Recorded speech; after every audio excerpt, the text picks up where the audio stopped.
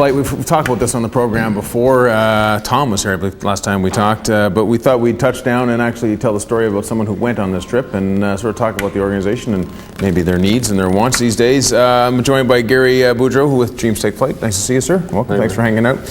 This is Kaylin McNair. She actually went on a Dreams Take Flight journey, and her mom is here as well, Fiona McNair. Hello, nice to see you. Hi, nice All right. to meet you. All right, so the Air Canada employees, you're an Air Canada employee? Yeah, I'm an Air Canada employee. All right, who dreamed this up, using the word again? Do you remember? It was dreamed up in Toronto. Right. We're a Canada-wide organization, Yeah. so we go from Halifax right to Vancouver. Different major cities have a flight that goes to Disneyland. In the east, they go to Florida. Right. And in the west coast, we go to California, the original Disneyland. All right. And so it was brought together about 10 years ago in Toronto. They made the first trip. It was an employee's idea. And then it's just snowballed since then. All right, who gets to go on this trip? How do you determine who gets in that plane?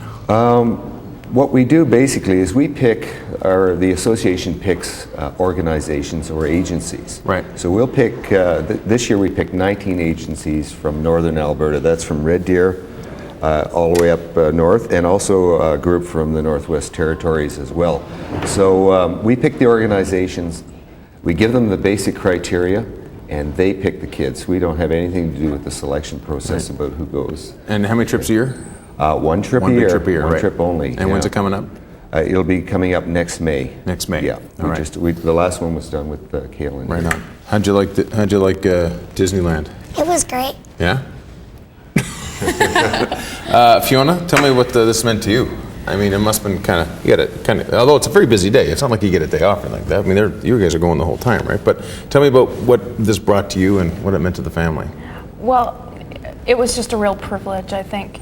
And for us, it came at a really bad time for us. We had just lost our apartment in a flood, and it was just horrible. But it was, as a single parent in a low-income family, so to speak, you often have to make a lot of sacrifices, and I could never afford to send her on something like this. And you feel a lot of shame and guilt because you'd love to. Everyone would love to take their kids to Disneyland, but this was just great that she had the opportunity to go. And what do you think it did for Kaylin from your point of view?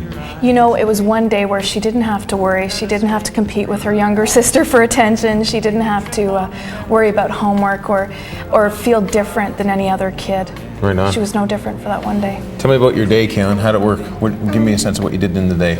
We had rides, we played games and ate, Right. and we had pictures and autographs. Right on. And what time of the day? What time did you get up? And what time did you get back? Like this all happened in one day, didn't it? You don't remember? No, she got picked up at about 20 to 4 in the morning. Whoa. Because now it takes a little bit longer to get through Yeah, I hear onto you. the actual plane.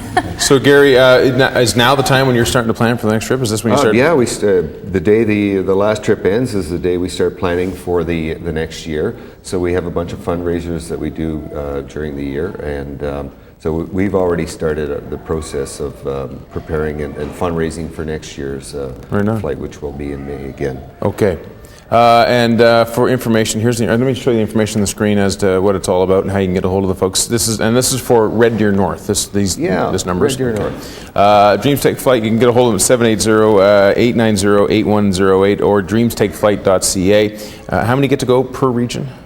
Well, we had 114 this year, so it varies with 110 to 115 kids usually. And it's down and back. It's a big day eventually. It's a long day, as Kaylin said. We started at 5 o'clock in the morning. The flight got back to Edmonton at midnight.